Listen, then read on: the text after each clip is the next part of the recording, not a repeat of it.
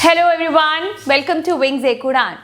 My name is Princey and English का syllabus आज हम कंटिन्यू करते हुए एक नए टॉपिक पर आए हैं जिसका नाम है पैरा जम्बल्स या सेंटेंस रीअरेंजमेंट. गाइस, उसको स्टार्ट करने से पहले I want kindly take a screenshot ताकि आपको आगे इजी रहे.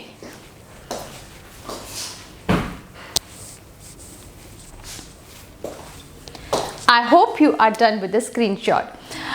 विंग्स एक उड़ान की ऐप भी गूगल प्ले स्टोर पर आ चुकी है, तो काइंडली आप उसको अपने फ़ोन पे इंस्टॉल करके उससे स्टडी मटेरियल भी इजीली ले सकते हैं. It will be very helpful for you guys.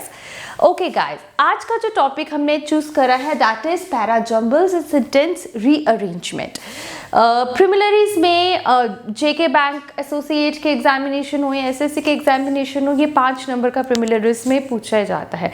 Examiner mostly इस तरह के क्वेश्चंस डालता है and students find it very difficult to crack. I don't know why, क्यों मुश्किल लगता है. उस मुश्किल चीज़ को आसान हम आज करेंगे. आज इस वीडियो के बाद आई गिव यू एक प्रॉपर 100% इंश्योरेंस देती हूँ कि आपके ये सेंटेंस रीअरेंजमेंट और पैरा जम्बल्स के जो क्वेश्चंस है ये विद इन सेकेंड्स निकलेंगे. यस, बिकॉज आज मैं आपको कुछ बहुत ही ईजी, बहुत ही ट्रिक्स दूंगी that will be piece of a cake for you guys, so that you guys can easily solve this types of questions that had been asked in the examination. Okay guys, तो चलिए start करने से पहले मैं आपको सबसे पहले concept clear कर देती हूँ कि पैरा जम्बल्स होते क्या हैं. As the name itself indicate, para means a paragraph, jumbles means jumbled करके होगा. So इसमें एक पैराग्राफ रहता है जो आपको जम्बल करके आता है. लाइक लाइंस आती हैं option A, option B, option C, D, E, F तक. बट वो कुछ गड़बड़, कुछ उल्टा पुल्टा होता है. वो अरेंजमेंट सही नहीं होता. जो फर्स्ट वाली लाइन है वो हमारी बीच वाली लाइन में कहीं होती है. उसको हमने सीधी तरीके से अरेंज करके एक प्रॉपर पैराग्राफ की शेप देनी होती है. ऑप्शंस रहते हैं तो वो और भी इजी होता है आपके लिए करने के लिए. तो ये तो था कॉन्सेप्ट कि पैरा जम्बल्स क्या होते हैं. नाउ अब इसको करेंगे कैसे. The next question is how to do it, the method. इसको बहुत ध्यान से देखिएगा बिकॉज अगर ये 5 मिनट आपने ध्यान से ये चीज़ समझ ली, para jumbles is very easy for you guys. और मोस्टली कम्पिटिटिव एग्जाम्स में पूछे जाते हैं. सिर्फ बैंकिंग के नहीं, ऑलमोस्ट हर कम्पिटिटिव एग्जाम्स में पैरा जम्बल्स का एक क्वेश्चन एग्जामिनर डालता है. तो चलिए इसमें बहुत ज़्यादा ध्यान दीजिए कि इसको हमने करना कैसे है. ओके, कोई भी आपको पैरा दिया होगा जिसको मैंने बताया ऑप्शंस गिवन होंगे.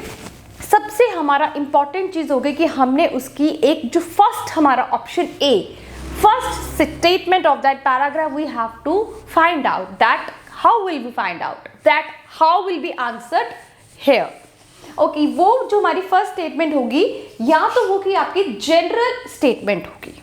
अब जनरल स्टेटमेंट क्या होगी, आई मीन किसी भी पैराग्राफ को आप स्टार्ट करते हो तो आप ओपनिंग लाइन देते हो, तो वो एक जनरल स्टेटमेंट कैसे होगी. लाइक कोविड-19 से बचने के लिए हमें मास्क वेयर करना चाहिए और सोशल डिस्टेंसिंग को फॉलो करना चाहिए. This you also know and I also know this thing. So this is a general statement which everybody knows. सो ये एक जनरल स्टेटमेंट है. या तो पैराग्राफ जो जम्बल्ड होगा उसकी जो फर्स्ट ऑप्शन ए यानी कि फर्स्ट लाइन या तो कोई जनरल स्टेटमेंट होगी या तो वो कोई यूनिवर्सल ट्रूथ होगा. Universal truth like Asia is the largest continent of the world. This is the fact. Everybody knows this. So first option ये. अच्छा, अगर वो यूनिवर्सल ट्रूथ नहीं है या जनरल स्टेटमेंट है तो जनरल स्टेटमेंट को फाइंड कैसे करेंगे, कैसे पता चलेगा कि ये जनरल स्टेटमेंट है भाई. या तो उसमें उस हमारे ऑप्शन में हमेशा कोई नाउन दिया होगा. Most of the time like 60% noun given होता है. किसी का नाम जिसके बारे में पैराग्राफ है, किसी जगह का नाम, किसी चीज़ का नाम जिससे आप रिलेट कर लो. ये सारी चीज़ें ना रिलेशन की होती. एक ऑप्शन हो गया तो उसको को रिलेशन करते हुए सेकेंड ऑप्शन भी निकल जाता है.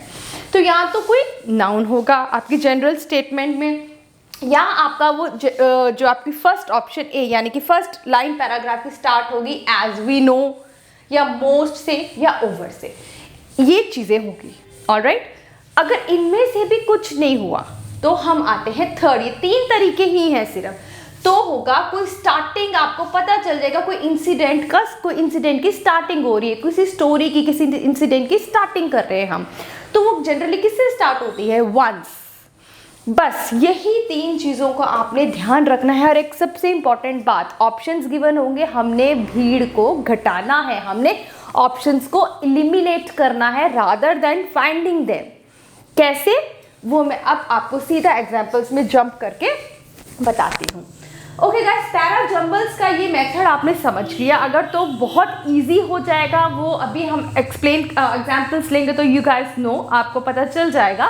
बट पैरा जंबल्स की भी टाइप्स होती हैं, ये 3 तरह के होते हैं और तीनों में से कोई भी डाला जा सकता है। पहला होता है, जैसे आपको मैंने बताया कि ऑप्शंस आगे पीछे लिखे होंगे, आपको सही ऑप्शन को जैसे ये है ऑप्शन, फर्स्ट एग्जाम्पल में क्या दिया हुआ है, ऑप्शंस हमारे ABCDE है, ये सारे option these are not arranged properly, यानी कि ऑप्शन बी की जगह डी भी आ सकता है, डी की जगह बी भी आ सकता है, तो इसको हमने सीक्वेंस वाइज में करना है। तो ये ऑप्शंस होंगे, आपको आंसर्स को सही आंसर को फाइंड करके उसको टिक करना है। ये तो होगी एक टाइप पैरा जंबल्स की। दूसरी टाइप में क्या दिया होता है guys, first and the last line is always given in that, this is a type 2 what I am going to explain now. First और last line is always there and बीच की जो पैसेज के बीच की चीजें होती हैं वो अनअरेंज्ड होती हैं, उसको आपको अरेंज करके एक प्रॉपर ऑर्डर में लाना होता है। तो this is little bit more easier then this, because इसमें हमें फर्स्ट और लास्ट लाइन हमारी गिवन होती है। Alright,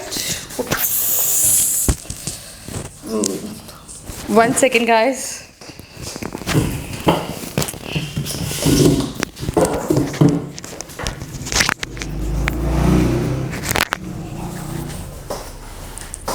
All right, sorry for that.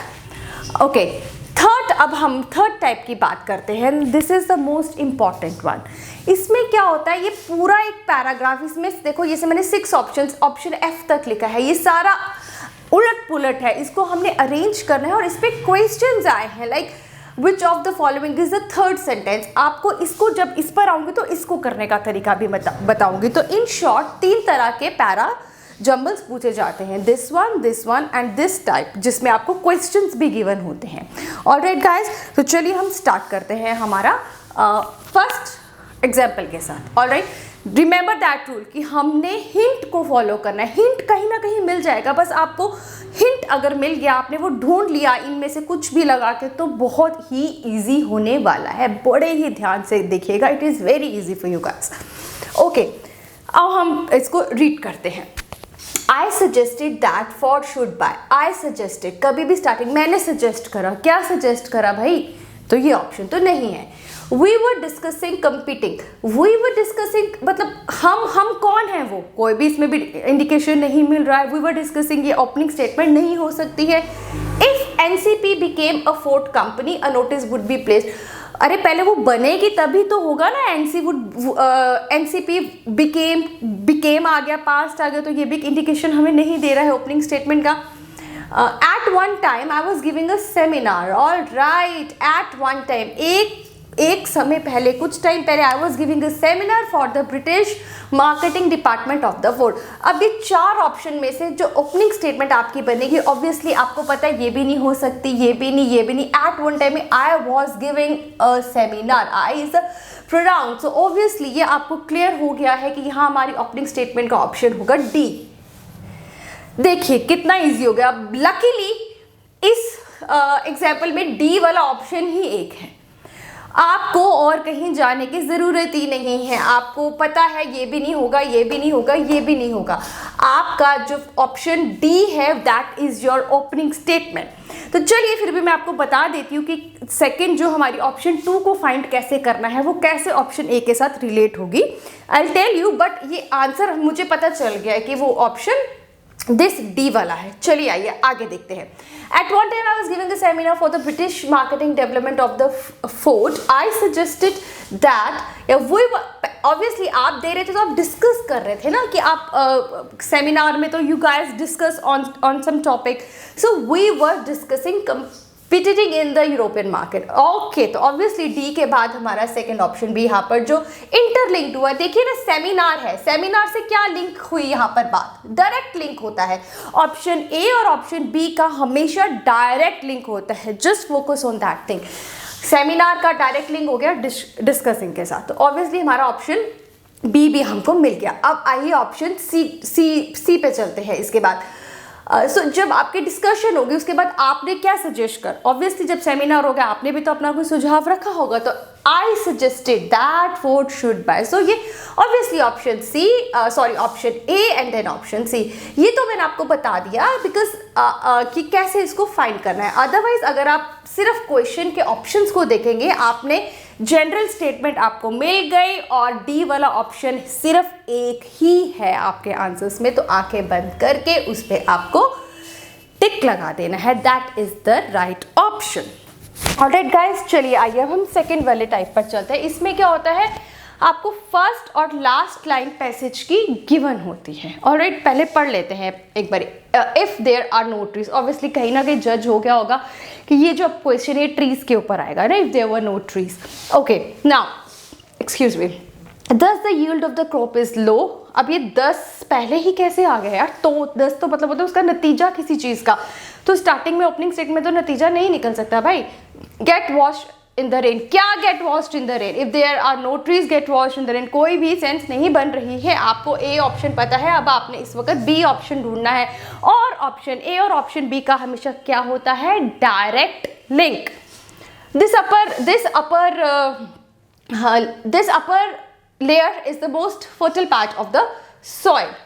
This मतलब कौन सी, हम किसी चीज की बात करेंगे तभी दिस यूज होगा ना, स्टार्टिंग में तो we can not, this upper layer, this is also not gonna be have the direct relation with the option A, the upper layer of rich soil। yes, ये आ सकता है बिकॉज ये अपने आप में ही एक जनरल स्टेटमेंट है, the upper layer of rich soil। अब ये यहाँ पे कहीं ना कहीं सेट बैठ गया, if there are no trees, upper layer of the rich soil, उसके बाद क्या होगा, yes, gets washed in the rain. हमको पता चल गया एस हमारा है जो सेकेंड। अब देखिए एस वाले क्या है, एस वाले 2 है, तो सीधा सीधा ऑप्शन, इन दोनों को तो काट दीजिए, सीधा इनको भीड़ को हटा दीजिए, इन 2 ऑप्शंस को एलिमिनेट कर दीजिए। एस वाले हमारे पास 2 बचे, S Q R P and S Q P R.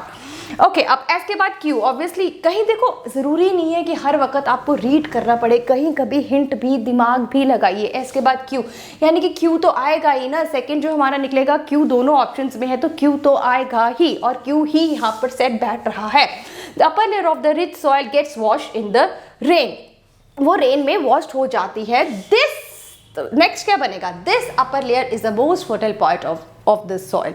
तो ये अपर लेयर, अब हम जो ऑप्शन सी पे जा रहे हैं, ऑब्वियसली वो अपर लेयर की ही बात हो, रिपीटेडली कोरिलेशन निकल रहा है, तो हमारा जो होगा वो this will be the next part. तो ऑब्वियसली हमारा एस आया, उसके बाद हमने क्यू फाइंड करा, ये हमारा सेकेंड ऑप्शन था। अब थर्ड में क्या आएगा, this upper layer is the most fertile part of the soil, thus the yield of the crop is low. 10 मतलब देयरफॉर, जो मोस्टली लास्ट में यूज होता है। So it is very easy, बहुत इजी से हमने फाइंड कर लिया हमारा option S, Q, R and P. This is the wrong, so simple. अब इसको अगर आप पूरे को पढ़ना चाहें तो पढ़ सकते हैं, बट जनरली इतना टाइम नहीं होता, हमें टाइम मैनेजमेंट करना है। अगर हमें हिंट से मिल रहा है, जैसे यहाँ हमें हिंट से पता चल गया कि भाई क्यू तो आएगा ही, 2 ऑप्शन तो हमें मिल गए, भैया आप 2 ही तो ढूंढने हैं, so it will be very easy for you guys, alright, because time को बचाना है। ओके, ये एक तरह का मैंने करवाया है, ये दूसरी तरह का था। अब आ जाइए third type of para jumbles. So guys, इसको बड़े ध्यान से देखिएगा, ऑलराइट। इसमें क्या है, आपको पूरा पढ़ना पड़ता है और बहुत fast, without understanding it, just give it a read, you know. तो आपको इसको इस तरह में क्या होता है, पूरा पैराग्राफ दिया है, उसके बाद क्वेश्चंस पूछे जाते हैं कि इनमें से बताइए, जब आप इस पैसेज को रीअरेंज कर लेंगे, मतलब आपको रीअरेंज करके यहाँ पर लिखना है कि अपने रफ पेज पर लिख लेना है, वो मैं बताऊंगी कैसे करना है। उसके बाद आपको उस रीअरेंज्ड पैराग्राफ में से थर्ड वाला सेंटेंस कौन सा है, उसी रीअरेंज पैराग्राफ में से फोर्थ वाला सेंटेंस कौन सा है, उसी रीअरेंज पैराग्राफ में से आपका सेकंड वाला सेंटेंस कौन सा है। ये इस तरीके से करना है। तो इसके लिए पहले हमें इस पूरे पैराग्राफ को, इस जम्बल्ड पैराग्राफ को अरेंज करना पड़ेगा। ऑलराइट, चलिए, because of black and white reds, अरे बिकॉज क्योंकि कैसे स्टार्टिंग में हो गया, किसी रीजन को दिए बिना क्योंकि कैसे लग गया, तो ये हमारा ऑप्शन रीअरेंजमेंट के बाद ए ऑप्शन ये नहीं है। Alright guys, on climbing he looked, भाई ये ही कौन है, ही तो कोई नाउन होगा। अब मैंने बताया था आपको जनरल स्टेटमेंट में, फर्स्ट स्टेटमेंट में हमेशा नाउन होता है, यहाँ पर ही किसके बारे में बात हो रही नहीं पता चल रहा। Once a man dreamed that a lion was chasing him, yes याद है मैंने आपको थर्ड बताया था कि हमेशा ये पता रीड करने से मुझे पता चल रहा है कोई इंसिडेंट के बारे में बात हो रही है, किसी स्टोरी के बारे में बात हो रही है, तो ऑब्वियसली वंस हमेशा होगा। तो ये हमारा आ गया। ये जो ऑप्शन सी है एक्चुअली में आपका क्या है, पैराग्राफ का ऑप्शन नंबर ए। तो अपने जो रफ कॉलम है ना, चलिए मैं यहाँ पर रफ बना लेती हूँ, आपको एक रफ पेज मिलेगा। You have to write option C here, first number पर लिख दीजिए ऑप्शन सी, यानी कि अरेंज्ड पैराग्राफ का ऑप्शन नंबर ए आपका आ गया सी। उसके बाद सेकंड आ जाइए, ये आपको मिल गया, टिक लगा दीजिए। Once a man dreamed that a lion was chasing him. One rat was black and the other was white. अब lion के साथ rat का को रिलेशन नहीं, कोई भी रिलेशन नहीं यहाँ पर सूट हो रहा, डायरेक्ट लिंक होना चाहिए ऑप्शन ए और ऑप्शन बी के बीच में, ये नहीं है।